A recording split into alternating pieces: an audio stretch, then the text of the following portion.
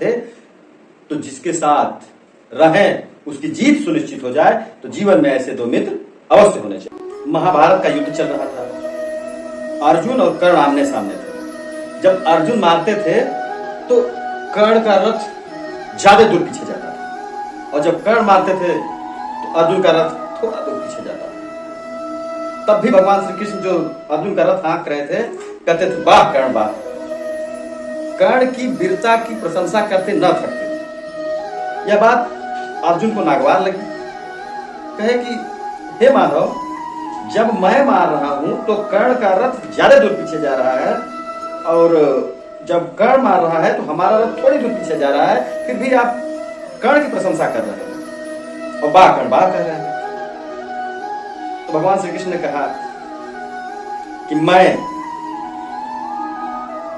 तुम्हारे रथ पे पार्थ खुद हूं, तुम्हारे रथ की ध्वजा पे भगवान हनुमान विराजमान हैं, और रथों के पहियों को खुद शेषनाग थामे हुए हैं, तब भी तुम्हारा रथ इतना पीछे चला जा रहा है। और कर्ण का रथ साधारण रथ है, और मान रहे हो तो उतना ही पीछे जा रहा है, तो कर्ण योद्धा है कि नहीं? तब अर्जुन चुप रहे, क्योंकि वास्तविकता यही थी। फिर बात आती है कर्ण के दान की, कर्ण के दानी होने की, कर्ण के योद्धा होने की। तो फिर जब ये कहते हैं कि कर्ण बहुत बड़ा दानी भी है और कर्ण योद्धा भी है, अर्जुन कहते हैं कि ये कर्ण दानी कैसे है? कहते चलो दिखाते हैं।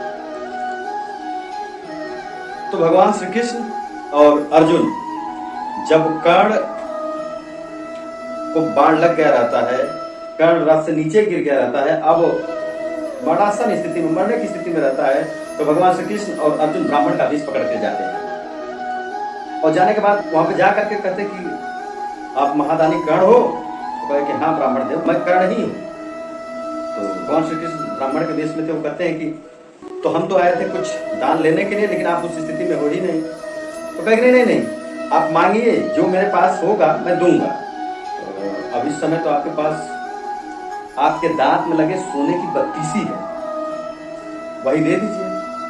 तो कहता है ब्राह्मण देव, मेरे दांत का सोना आप निकाल लीजिए। तो भगवान श्री कृष्ण कहते हैं कि अगर मैं निकालूं तो ये तो पाप होगा, कि मैं दांत तोड़ूं और निकालूं तो ब्राह्मण के लिए पाप होगा। तो कहे अच्छा छोड़िए, वो पत्थर दूर पड़ा दे दीजिए ताकि मैं दांत तोड़ के दे दूं। कहते तब तो ये मेरी मजदूरी हो जाएगी, मैं पत्थर लाऊं और आप दांत तोड़ो और दो, तो मेरी मजदूरी हो जाएगी।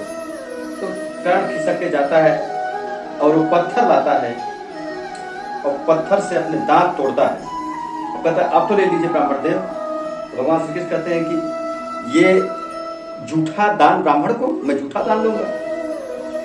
तो कर्ण कहता है कहीं से पानी ला दीजिए, मैं धुल दूं इसको। भगवान श्री कृष्ण तो फिर मेरी मजदूरी हो जाएगी, पानी लाऊं दूं, आप दांत धुलो। तो फिर कर्ण कहता है कि तब मेरे धनुष पर प्रत्यंचा चढ़ा दीजिए ताकि मैं जमीन से पानी निकाल सकूं, धरती मां से पानी निकाल सकूं। तब भगवान श्री कृष्ण कहते हैं तो फिर मेरी मजदूरी हो जाएगी। तब कर्ण खुद प्रत्यंचा चढ़ा करके और मारता है, और पाताल गंगा से पानी निकलता है, और वो दांत धुल करके जब दांत देता है तो भगवान श्री कृष्ण लेते हुए और कहते हैं कि वाह कर्ण वाह। तो यहाँ पे भी दानवीरता सिद्ध होती है। तो ये दानवीर कर्ण की बातें रही। तो कर्ण से हमें कई बातें सीखने को मिलती है। पहली बात ये, उनकी गलतियों से भी सीखा जाए और उनके सही कार्यों से भी सीखा जाए। पहली बात, कर्ण दानवीर, कर्ण योद्धा दोनों थे, दानवीर योद्धा थे, जो किसी किसी में ये खूबियां मिलती थी। लेकिन दो तीन जगह कर्ण गलती भी किए। पहली बात ये कि जब हस्तिनापुर में युवराजों का युद्ध कौशल देखा जा रहा था, द्रोणाचार्य और सारे गुरु महाराज धृतराष्ट्र पितामह सभी लोग थे, उस समय बाहर से जाकर के कर्ण का अपनी विद्या के लिए अपने से छोटी उम्र के लोगों को ललकारना, ये एक कमी मानी जाएगी। ललकारना या सामना आमना बराबर के लोगों में होता है, लेकिन वो अपने छोटी उम्र में, युधिष्ठिर भी उनसे उम्र में छोटे होंगे, सारे कौरव भी उनसे उम्र में छोटे होंगे, पांडव अन्य भाई भी छोटे होंगे, लेकिन वहां पे ललकारना ये कमी है कर्ण की।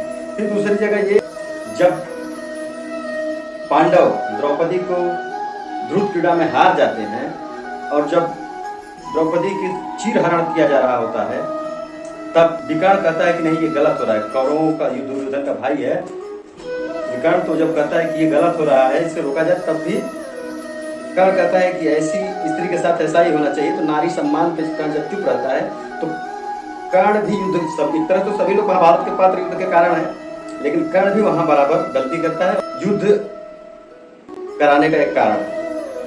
ये भी एक गलती है, वहां से भी सीखना चाहिए कि नहीं, नारी सम्मान रखना चाहिए, स्त्रियों के सम्मान में गुस्ताखी नहीं होनी चाहिए। किसी की भी जिंदगी में दो तरह के मित्र होने चाहिए, एक कर्ण की तरह कि वह कर्ण जान रहा था कि पांडवों के पक्ष में भगवान श्री कृष्ण है, पांडवों की जीत पक्की है और दुर्योधन की हार सुनिश्चित है, फिर भी वो दुर्योधन के साथ रहा क्योंकि दुर्योधन उसका मित्र था। तो ऐसे मित्र होने चाहिए सबकी जिंदगी में। और एक भगवान श्री कृष्ण की तरह किस लाख कमजोर हो, वो जानते थे कि पांडवों की क्षमता कम है, पांडवों के साथ कोई नहीं है, फिर भी वो पांडवों के साथ रहे, पांडव सत्य के साथ थे।